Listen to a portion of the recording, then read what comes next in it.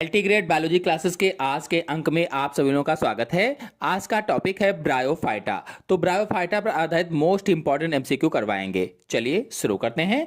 पहला क्वेश्चन है, ब्रायोफाइट्स कहां पर उगते हैं? यानी ब्रायोफाइटा संघ के जो पौधे हैं, इस वर्ग के जो पौधे हैं, वह कहां पर उगते हैं? नम स्थानों पर, शुष्क स्थानों पर, लवणीय स्थानों पर, दलदली भूमि पर। यदि आप लोग ब्रायोफाइटा पर अच्छी तरीके से नोट्स सहित समझना चाहते हैं तो हमारे चैनल में पहले से वीडियो अपलोडेड है, आप लोग जाकर के अच्छी तरीके से समझ सकते हैं, देख सकते हैं। यूट्यूब सर्च बॉक्स में लिखिएगा ब्रायोफाइटा, स्पेस छोड़कर बायोलॉजी साइंस इसके वीडियो आ जाएगा, आप देख लीजिएगा। फिलहाल यहाँ पर हम एमसीक्यू करवाएंगे, तो इसका आंसर सही होगा पहला, ब्रायोफाइट्स नम स्थानों पर उगते हैं। नम स्थानों पर, यानी ब्रायोफाइट्स का मतलब है मॉस, लिवर बर्ट आदि। तो ये जो पादप हैं, ये पादप जगत के उभयचर कहे जाते हैं। इनको क्या कहा जाता है? पादप जगत का उभयचर कहा जाता है, जो ब्रायोफाइट्स होते हैं। और ये भूमि पर उगते हैं, लेकिन लैंगिक प्रजनन के लिए जल की आवश्यकता होती है। इसीलिए ये आमतौर पर नम व गीले छायादार स्थानों पर पाए जाते हैं। इसीलिए इसमें आंसर से होगा नम स्थानों पर। नेक्स्ट क्वेश्चन है, ब्रायोफाइट्स में बीजाणु मात्र कोशिका है। बीजाणु मात्र कोशिका है। द्विगुणित, अगुणित, त्रिगुणित, इनमें से कोई नहीं। कौन सा आंसर सही होगा? यदि आप लोगों ने अभी तक वीडियो को लाइक ना किया हो तो लाइक जरूर कर दीजिए, क्योंकि लाइक का कोई भी पैसा नहीं पड़ता है। और अपने सभी दोस्तों में शेयर भी कर दीजिए, ताकि ज़्यादा से ज़्यादा लोग जुड़ सकें। जितने अधिक लोग जुड़ेंगे तो और भी अच्छा वीडियो लाने में बहुत ही मज़ा आता है।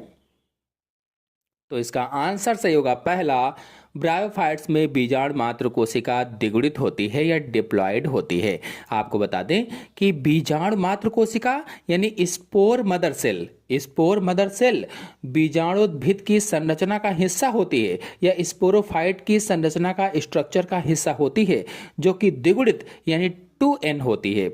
ये कोशिकाएं अर्धसूत्री विभाजन से गुजरकर अगुणित बीजाणु बनाती हैं, यानी मियोसिस से गुजरकर अगुणित बीजाणु का निर्माण करती हैं। ये हैप्लॉइड स्पोर्स का निर्माण करती हैं। नेक्स्ट क्वेश्चन है, ब्रायोफाइट्स का एक मादा युग्मकोद्भिद कवक से निम्न में से भिन्न होता है। कौन सा ऑप्शन सही हो सकता है? सोचिए और बताइए। वीडियो को लाइक जरूर करते रहें, अपने सभी दोस्तों में शेयर भी करते रहें, ताकि ज्यादा से ज्यादा लोग जुड़ सकें। फिलहाल इसका आंसर सही होगा बी, बंध कोशिकाओं की सुरक्षात्मक परत। आपको बता दें कि ब्रायोफाइट्स के मादा युग्मकोद्भिद में स्त्रीधानी यानी आर्चिगोनियम, तो स्त्रीधानी कहो चाहे आर्चिगोनियम कहो, तो आर्चिगोनियम के चारों ओर बंध कोशिकाओं की एक परत होती है। यानी जो आर्चिगोनियम है वो स्ट्रायल सेल्स से घिरी रहती है, और यह सुरक्षात्मक परत कवकों में अनुपस्थित होती है या फंजाई में नहीं पाई जाती है। कवक में आमतौर पर मादा जननांग केवल एक कोशिकीय होते हैं। इसलिए यहाँ पर आंसर सही होगा बंध कोशिकाओं की सुरक्षात्मक परत। नेक्स्ट क्वेश्चन है, निम्न में से क्या फ्यूनेरिया तथा सेलेजनेला में समान नहीं है? जड़, स्त्रीधानी, भ्रूण, गतिशील शुक्राणु, क्या समान नहीं होगा बताना है। सोचिए और बताइए कौन सा ऑप्शन सही हो सकता है। वीडियो को लाइक ना किया हो तो लाइक भी कर दीजिए, अपने सभी दोस्तों में शेयर भी कर दीजिए। इसका आंसर सही होगा पहला, जड़। आपको बता दें फ्यूनेरिया में जैसे मॉस है या ब्रायोफाइट में वास्तविक जड़ें नहीं होती हैं। फ्यूनेरिया जो है इसमें वास्तविक जड़ें नहीं होती हैं, बल्कि ये मूलाभ द्वारा मिट्टी से जुड़े रहते हैं या राइजोइड्स के द्वारा मिट्टी से जुड़े रहते हैं। और जो सेलेजनेला है वास्तविक जड़ें उपस्थित होती हैं इसमें, इसलिए इसमें आंसर सही होगा जड़। नेक्स्ट क्वेश्चन है, मांस का पौधा किससे विकसित होता है? मांस का पौधा किससे विकसित होता है? सोचिए और बताइए। द्विगुणित बीजाणु से, प्रोटोनीमा से, निषिक्तांडों से, उमड़ से, किससे विकसित होगा? चार ऑप्शन आपके सामने दिए गए हैं।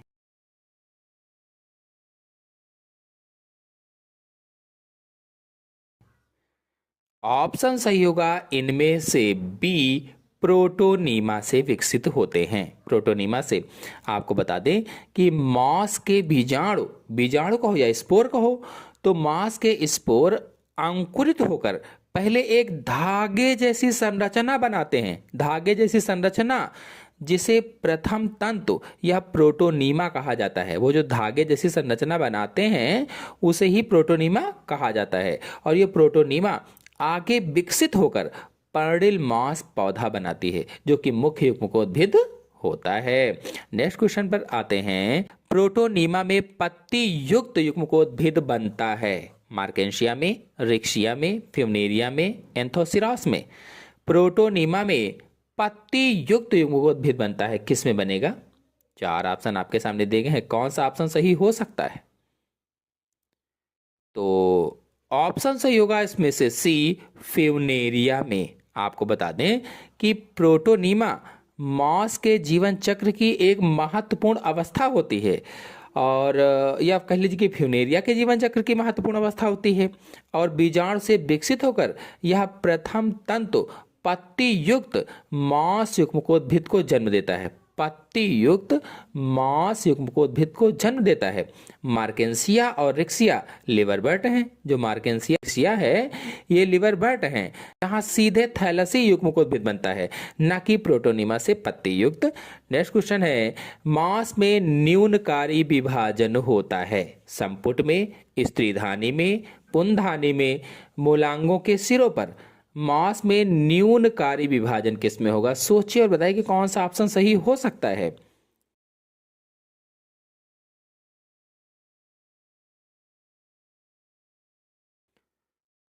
तो इसमें आंसर सही होगा पहला, संपुट में। मांस में न्यूनकारी विभाजन संपुट में होगा। और आपको यहीं पर बता दें, न्यूनकारी विभाजन यानी कि रिडक्शन डिवीजन को अर्धसूत्री विभाजन भी कहा जाता है, या मियोसिस डिवीजन भी कहा जाता है। और यह विभाजन बीजाणु मात्र कोशिका में होता है। बीजाणु मात्र कोशिका में, जो संपुट या कैप्सूल के अंदर स्थित होती है। और अर्धसूत्री विभाजन के परिणाम स्वरूप द्विगुणित मात्र कोशिका से अगुणित बीजाणु बनते हैं, या 2n मात्र कोशिका से n बीजाणु का निर्माण होता है। नेक्स्ट क्वेश्चन है, फ्यूनेरिया का लक्षण है। फ्यूनेरिया का लक्षण क्या है? इसमें से कौन सा आंसर सही हो सकता है? सीढ़ीनुमा जाइलम, परिमुख, ए और बी दोनों, इनमें से कोई नहीं। कौन सा सही होगा? सोचिए और बताइए।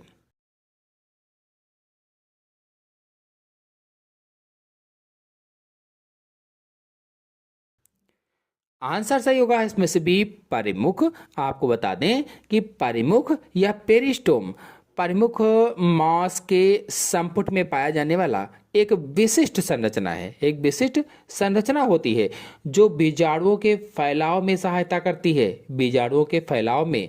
और जो सीढ़ीनुमा जाइलम है, ये जाइलम वाहिकाओं का एक प्रकार है, और यह फ्यूनेरिया जैसे ब्रायोफाइट्स में अनुपस्थित होता है, नहीं पाया जाता है, क्योंकि ब्रायोफाइट्स में वास्तविक संवहनी ऊतक नहीं होते हैं, या वास्तविक वैस्कुलर टिश्यू नहीं पाए जाते हैं।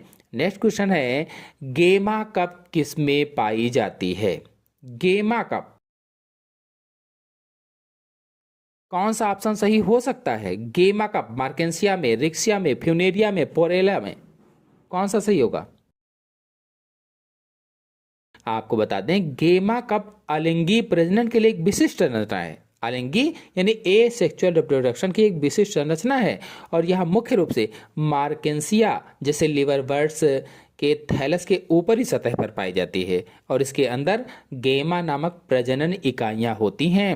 नेक्स्ट क्वेश्चन है, मांस के पुमड़ होते हैं। मांस के पुमड़, कौन सा आंसर सही हो सकता है? सोचिए और बताइए।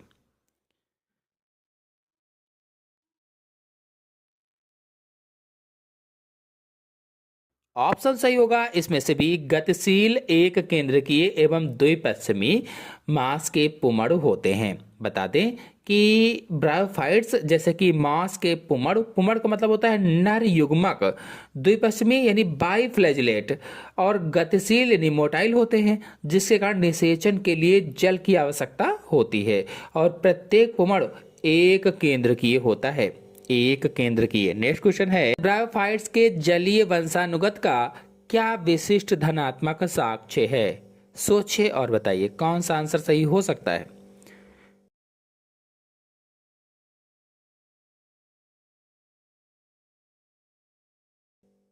तो आंसर से होगा इसमें से सी, रोम युक्त शुक्राणु यानी सीलिएटेड स्पर्म। आपको बता दें, रोम युक्त शुक्राणु की उपस्थिति सबसे विशिष्ट धनात्मक साक्ष्य होती है। विशिष्ट धनात्मक साक्ष्य और गतिशील परमाणुओं के निषेचन के लिए जल की आवश्यकता होती है, जो उनके जलीय वंशानुगत का संकेत देते हैं।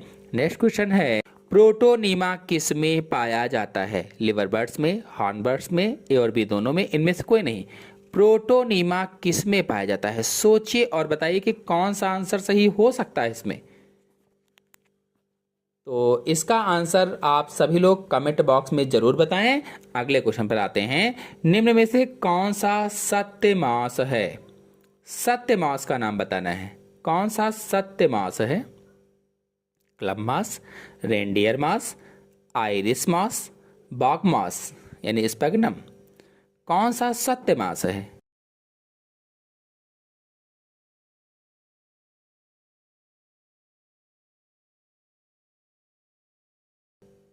आंसर से होगा इसमें से डी, बॉग मास सत्य मास है या स्फेगनम सत्य मास होते हैं।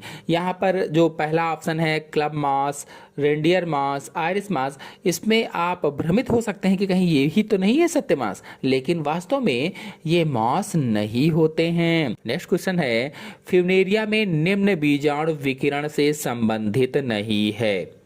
सीटा, परिमुख, वलय, पाद। कौन सा आंसर सही होगा?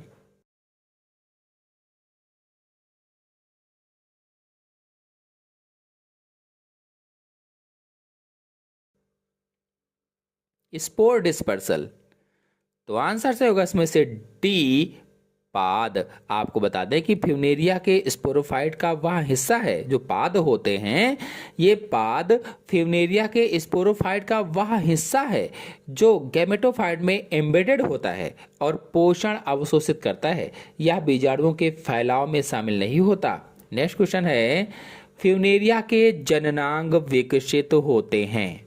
पत्तियों के अक्ष में, तने के अग्र सिरे पर, प्रोटोनीमा में, संपुट के भीतर। फ्यूनेरिया के जननांग विकसित होते हैं। कौन सा आंसर सही होगा? सोचिए और बताइए।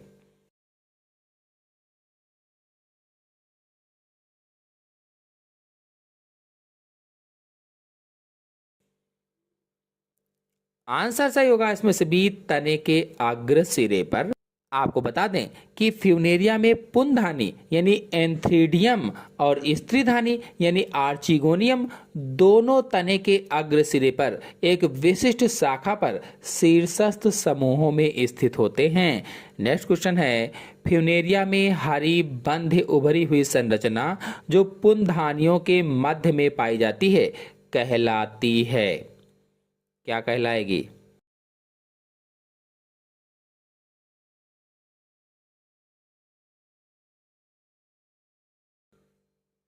बंध संरचना कहा गया है यानी स्ट्राइल स्ट्रक्चर कहा गया है। और आपको बता दें कि पुंधानियों के बीच पाए जाने वाली हरी बंध क्लब के आकार की संरचना को पैराफाइसिस कहा जाता है। पैराफाइसिस, इसलिए इसमें आंसर सही होगा डी, पैराफाइसिस। नेक्स्ट क्वेश्चन है, निम्न में से कौन सा युग्मोद्भिद का भाग नहीं है? बीजाणु, प्रोटोनीमा, स्तंभिका, पैराफाइसिस। युग्मकोद्भिद का भाग नहीं है बताना है।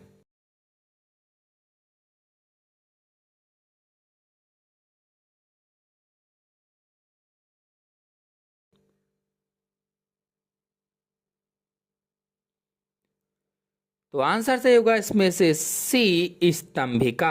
आपको बता दें कि स्तंभिका को अंग्रेजी में कॉल्यूमेला कहा जाता है, कॉल्यूमेला।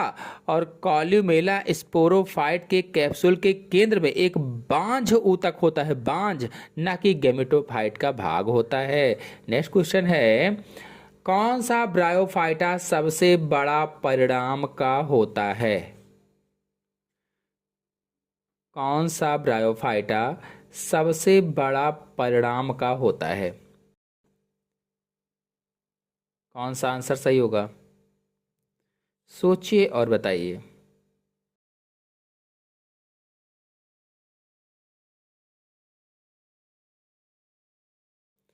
आंसर सही होगा इसमें से डी, डासोनिया। आपको बता दें कि मांस की प्रजाति डासोनिया है जो सबसे लंबी ब्रायोफाइट्स है, जो लगभग 60 सेंटीमीटर तक बढ़ सकती है। नेक्स्ट क्वेश्चन है, भारतीय ब्रायोलॉजी के जनक का सम्मान निम्न में से किसे दिया जाता है?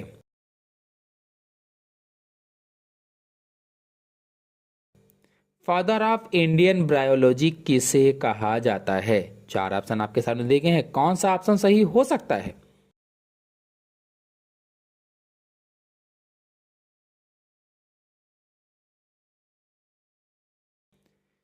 तो आपको बता दें कि यह सम्मान प्रोफेसर एस आर कश्यप को दिया जाता है, यानी कि ऑप्शन सही होगा सी, प्रोफेसर एस आर कश्यप। और इन्होंने भारत में ब्रायोफाइट्स के अध्ययन में महत्वपूर्ण भूमिका निभाई थी या महत्वपूर्ण योगदान दिया था। नेक्स्ट क्वेश्चन है, निम्न में से किसे संवहनी क्रिप्टोगैम कहते हैं? वैस्कुलर क्रिप्टोगैम किसे कहा जाता है?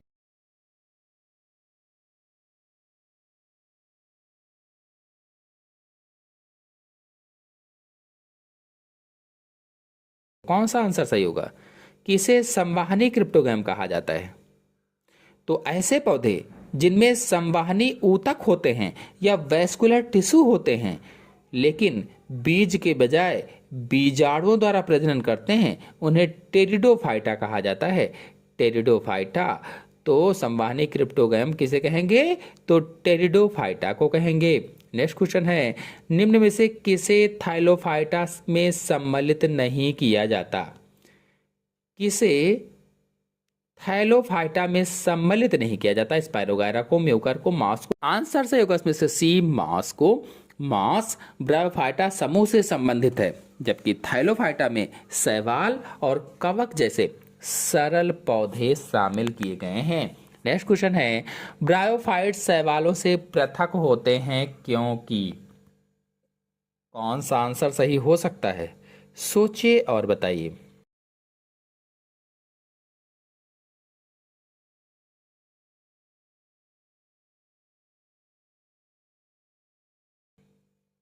ब्रायोफाइट शैवालों से पृथक हो सकते हैं क्योंकि? आंसर से होगा सी, ये स्त्रीधानी धारण करते हैं। नेक्स्ट क्वेश्चन है, फ्यूनेरिया के जीवन चक्र में प्रभावी प्रावस्था होती है? कौन सा आंसर सही हो सकता है? चार ऑप्शन आपके सामने दिए गए हैं, सोचिए और बताइए।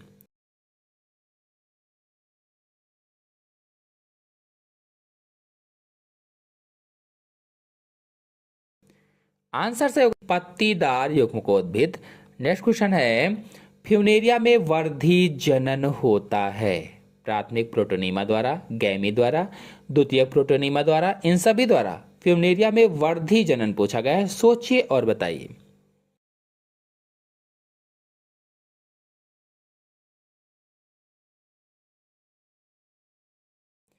आंसर सही होगा डी, इन सभी के द्वारा। नेक्स्ट क्वेश्चन है, युग्मकोद्भिद पर आधारित बीजाणुद्भिद किसमें पाया जाता है?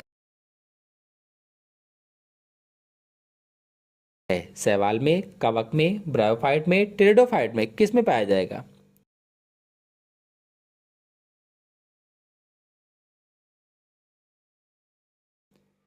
आंसर सही होगा सी, ब्रायोफाइट में।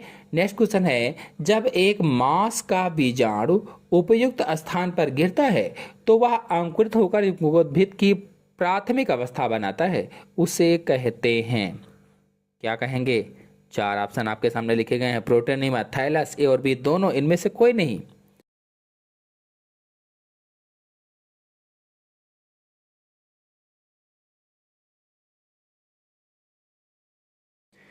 आंसर सही होगा इसमें से पहला, प्रोटोनीमा। नेक्स्ट क्वेश्चन है, निम्न में से कौन फ्यूनेरिया के बीजाणुद्भिद में अनुपस्थित होता है?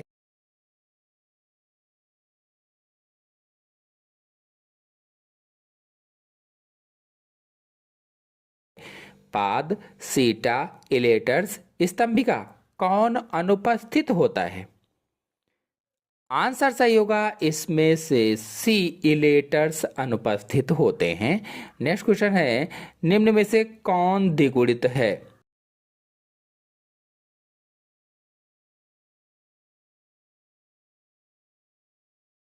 द्विगुणित कौन है? चार ऑप्शन आपके सामने देखे हैं बड़े बड़े से, कौन सा ऑप्शन सही हो सकता है?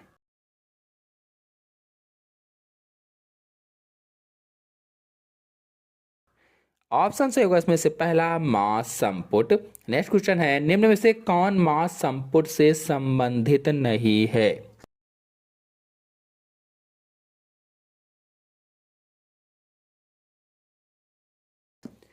कौन सा इसमें से ऑप्शन ऐसा है जो मास संपुट से संबंधित नहीं है?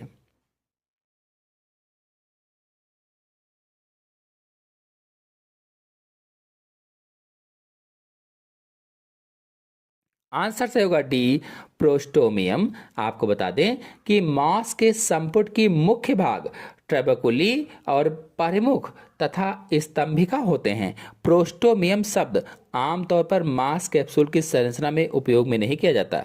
यह ग्रीक शब्द में आगे या पहले को दर्शाता है। नेक्स्ट क्वेश्चन है, ब्रायोफाइट्स में द्विगुणित गुणसूत्र संख्या पाई जाती है। कौन सा आंसर सही हो सकता है?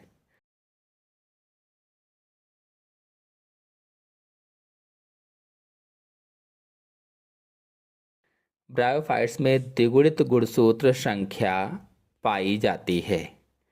आंसर से होगा इसमें से पहला बीजाणु मात्र कोशिका में। आपको बता दें कि ब्रायोफाइट्स का मुख्य पादप शरीर युग्मकोद्भिद होता है, यानी कि गेमेटोफाइट होता है, जो अगुणित होता है यानी हेप्लॉइड होता है। और बीजाणु मात्र कोशिका बीजाणुद्भिद की एक द्विगुणित कोशिका होती है, जो अर्धसूत्रीय विभाजन या मियोसिस डिवीजन द्वारा अगुणित बीजाणुओं को जन्म देती है। और युग्मक या गैमीट और बीजाणु दोनों अगुणित होते हैं। नेक्स्ट क्वेश्चन है, गैमी वर्धी जनन की संरचना है जो पाई जाती है।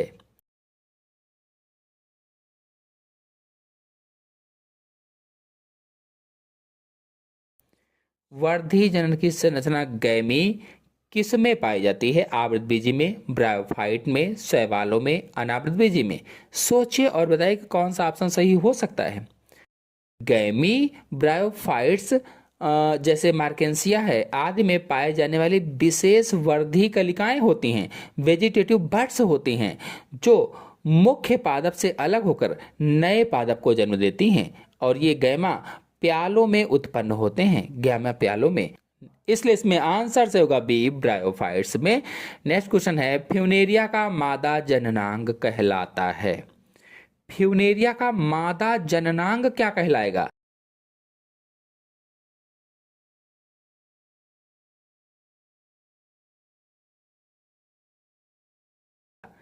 पैराफाइसिस, निस्तांड, स्त्रीधानी, पुंधानी।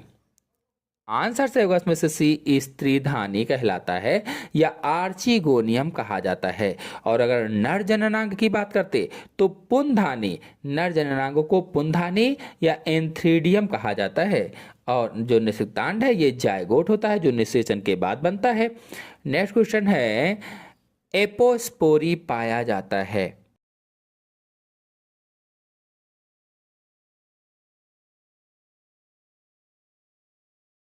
एपोस्पोरी किस में पाया जाता है? सोचिए और बताइए कि कौन सा ऑप्शन सही हो सकता है। एपोस्पोरी।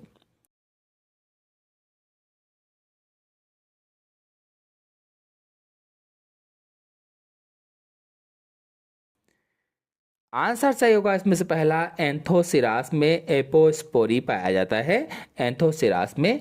नेक्स्ट क्वेश्चन है, मांस का पादप क्या होता है?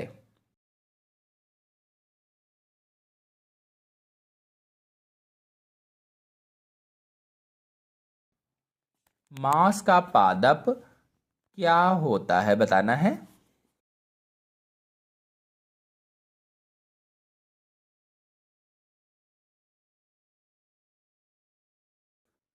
आंसर होगा इसमें से बी, मुख्य रूप से युग्मोद्भिद जिससे बीजाणुद्भिद जुड़ा होता है। नेक्स्ट क्वेश्चन है, ग्रीवा युक्त स्त्रीधानी जिसमें ग्रीवा कोशिकाओं की 4 से 6 पंक्तियां होती हैं, ऐसी सुविकसित स्त्रीधानी मुख्यतः किस में पाई जाती है? सोचिए और बताइए।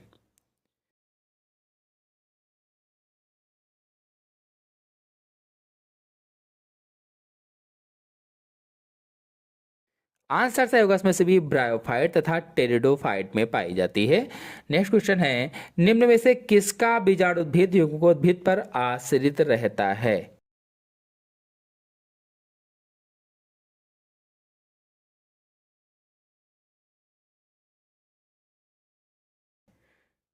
आपको बता दें कि जो फ्यूनेरिया है इसी का रहता है, और फ्यूनेरिया एक ब्रायोफाइट है। ब्रायोफाइटा की एक मुख्य विशेषता यह है कि उनका बीजाणुद्भिद या स्पोरोफाइट पोषण के लिए हमेशा युग्मकोद्भिद या गैमेटोफाइट पर आश्रित रहता है, और टेरिडोफाइट्स व अनावृत बीजी में बीजाणुद्भिद स्वतंत्र होता है। तो आज के अंक में इतना ही। ब्रायोफाइटा के शेष बचे क्वेश्चन अगले वीडियो में लेकर के आएंगे। वीडियो पसंद आया हो तो लाइक कीजिए, अपने सभी दोस्तों को शेयर कीजिए। चैनल पहली बार आए हैं तो चैनल को सब्सक्राइब भी कर लीजिए। धन्यवाद।